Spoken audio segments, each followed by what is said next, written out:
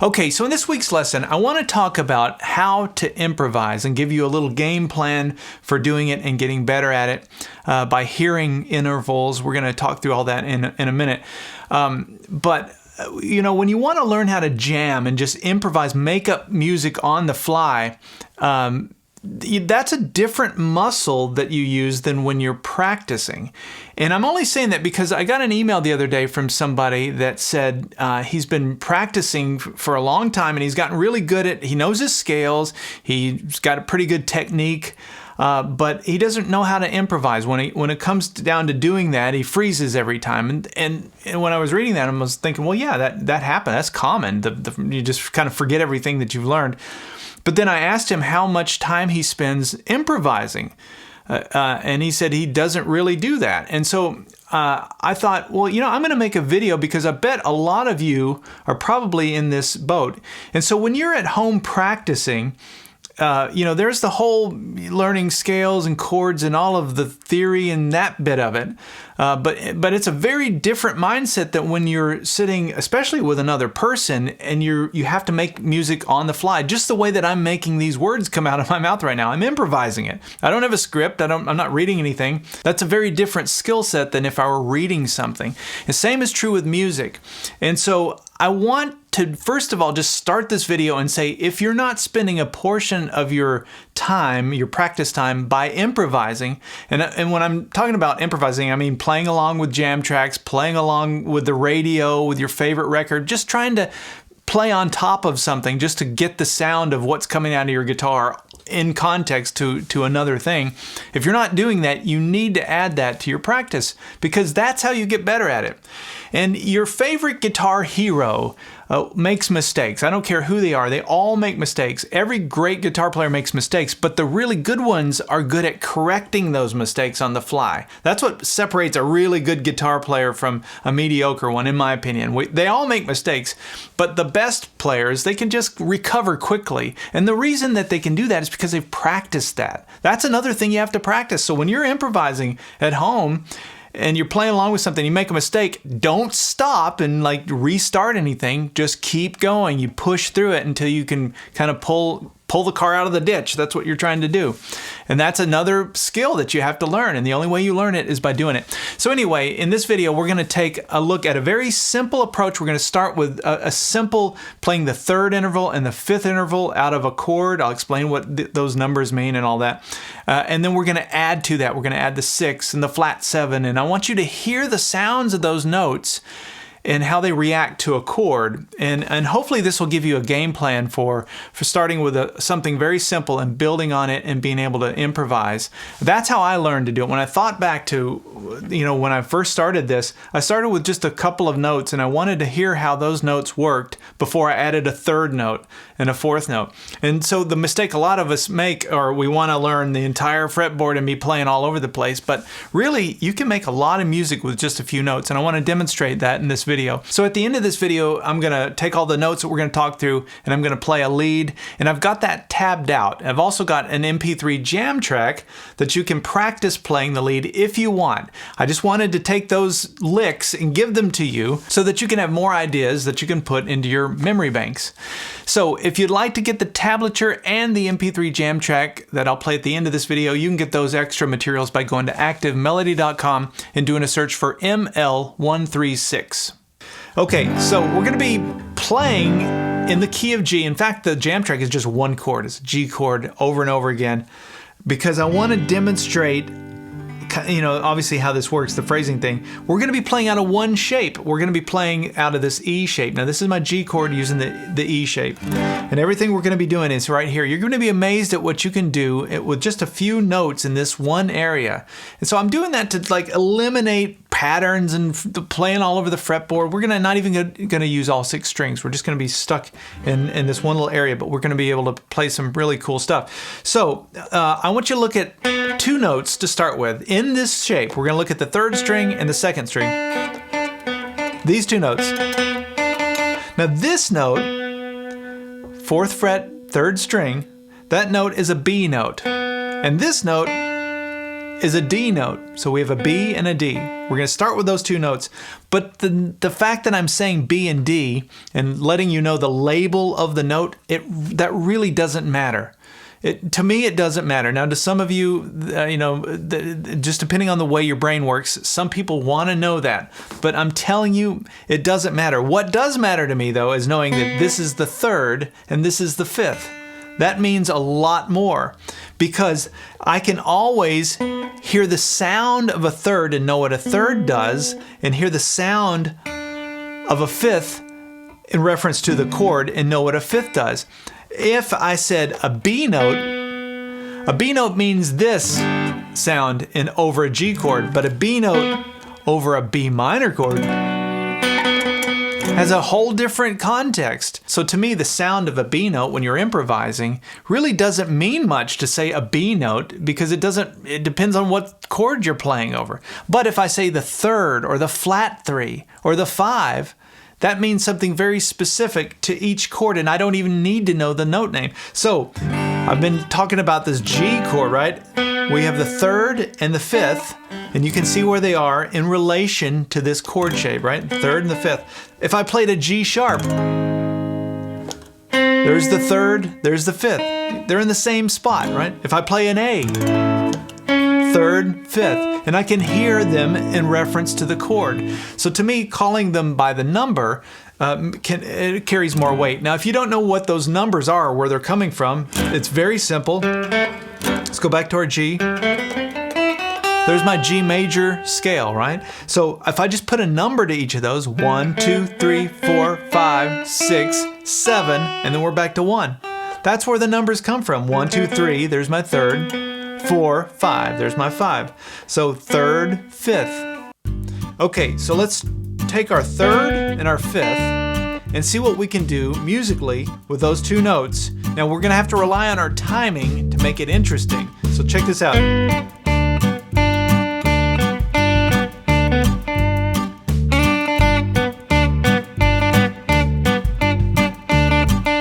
All I can do really to make it sound like anything is just kind of play in sort of interesting timing. I can play them together.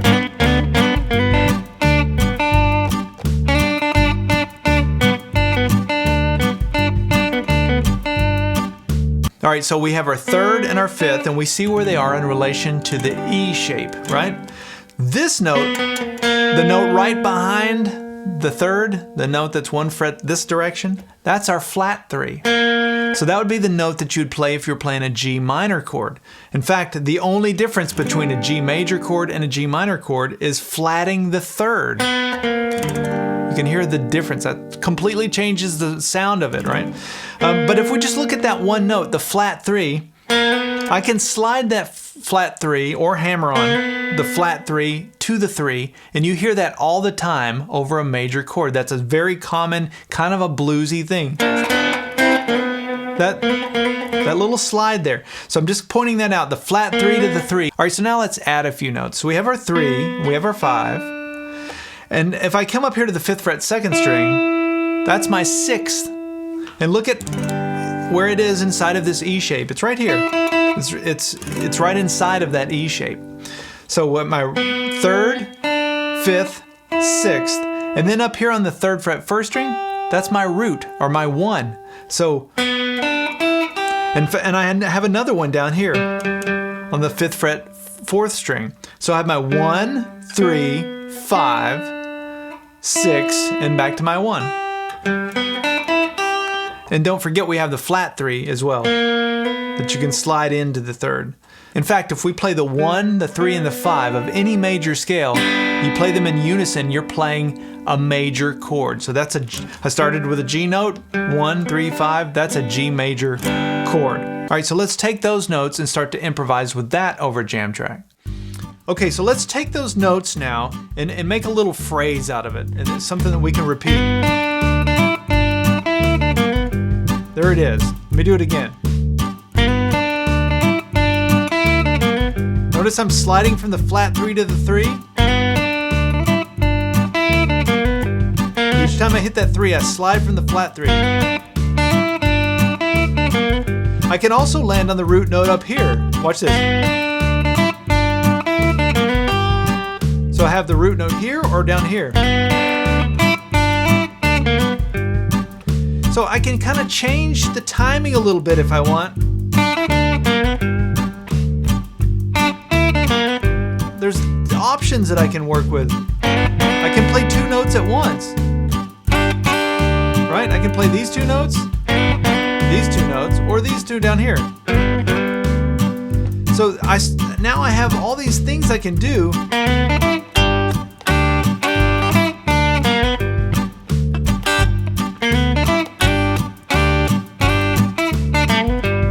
And this is how I learned to play, is just taking a simple little idea like this and internalizing the sounds of these. I need to hear the 5 and what that sounds like, the 3, the flat 3. And then the root. And then the 6 as well.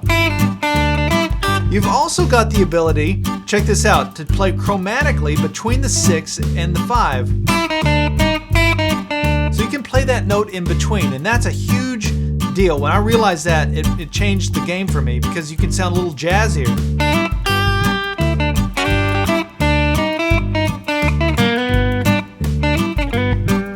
All right, so let's stay in this neighborhood and add a few more notes. All right, so we have our 1, 3, 5, 6, and back to the 1. So if I went from, let's add a note now. Let's add another note. So from my 1, if I come up 2 frets, 5th fret, 1st string, that's my 2. So I have it down here as well, 2nd fret, 3rd string. And those are the notes of my major pentatonic scale. 1, 2, 3, 5, 6. That's it. That's all your major pentatonic scale is. 1. You can do it all over the fretboard. All you have to do is start with a root note and find 1, 2, 3, 5, and 6. Now look at what we can do on this 1st string. So we have our 1, our 2. If I were to go up 2 more frets, that would be my 3, right? Same as the 3 here, it's just an octave higher. And this would be my flat 3. So now I can play 1, 2, flat 3 to the 3.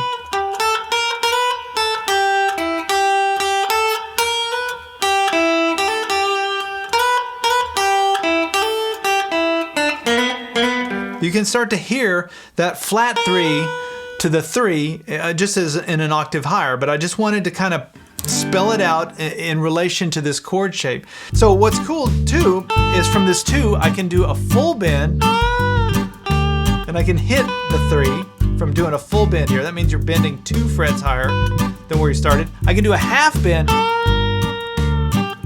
get a sadder sounding bend because I'm bending to the flat 3. Hear that? This is a little bluesier versus happy.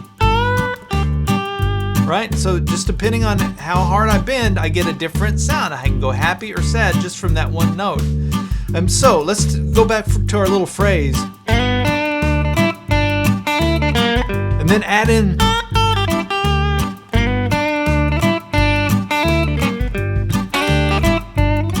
some of these extra notes.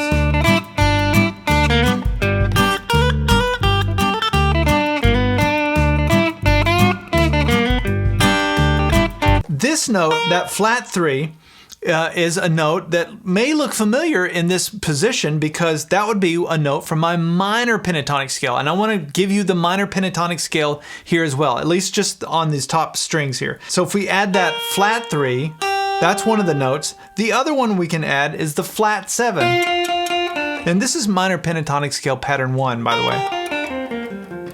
All right, so we have our flat 3 down to the 1. We have our flat 7 down to the 5.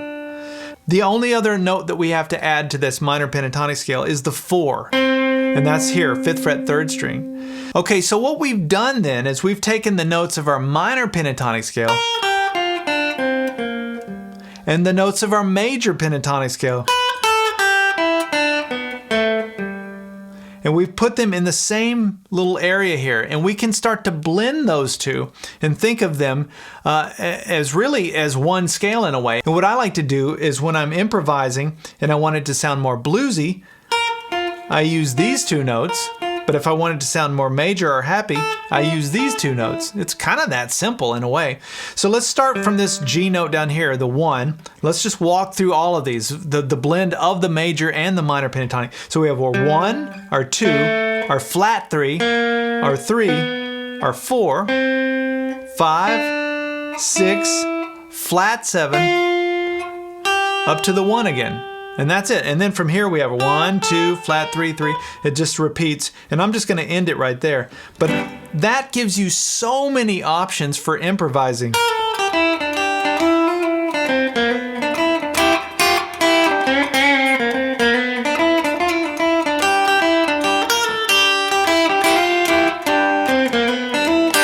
And I can start to make any really sound that I want out of those notes. I mean, I can dial in the blues,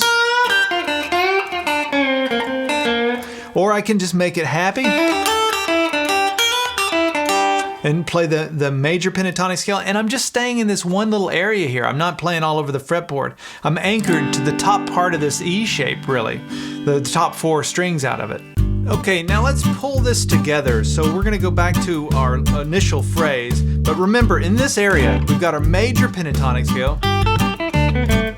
We've got our minor pentatonic. And we've got the hybrid, where we can combine the major and minor. And so let's start with our phrase. Kind of corny little phrase, I know, but we're just going to use that as our anchor. And then I'm going to play different responses to that.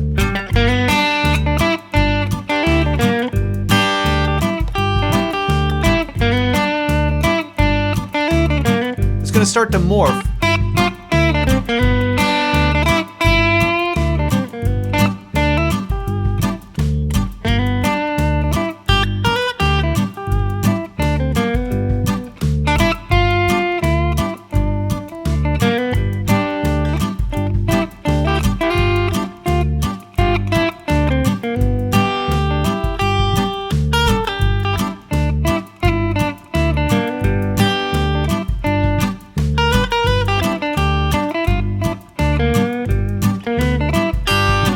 All right, well, I hope that you're starting to understand what I'm talking about here and see that when you're improvising, it's a very different mindset than just practicing. Completely different. These are different muscles, different skills. And when you're practicing and learning how to play the guitar, keep doing what you're doing with scales and learning how to do some technical thing and get your synchronization and all that kind of stuff. You've got to get that. But you also need to be practicing how to do what I just did, and that is put on a jam track and just play and perform. You have to have the mindset that you're performing. You have to just go, and whatever comes out is what comes out. You don't get to stop the thing and start it over or any of that. You just have to perform.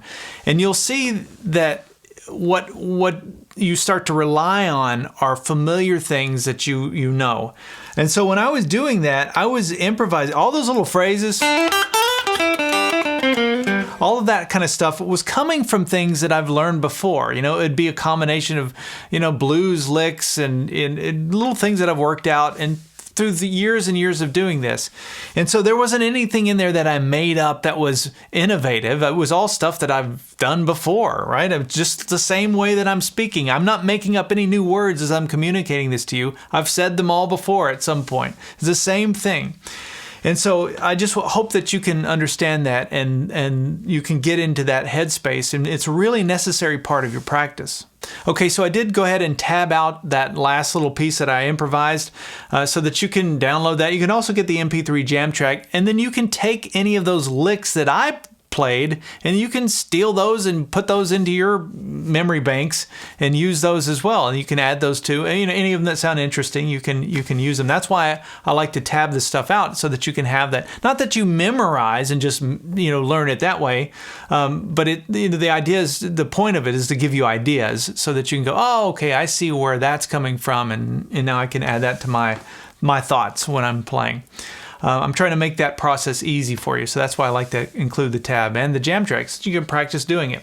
All right, that's what we have for this week's lesson. I'll see you next week for something new.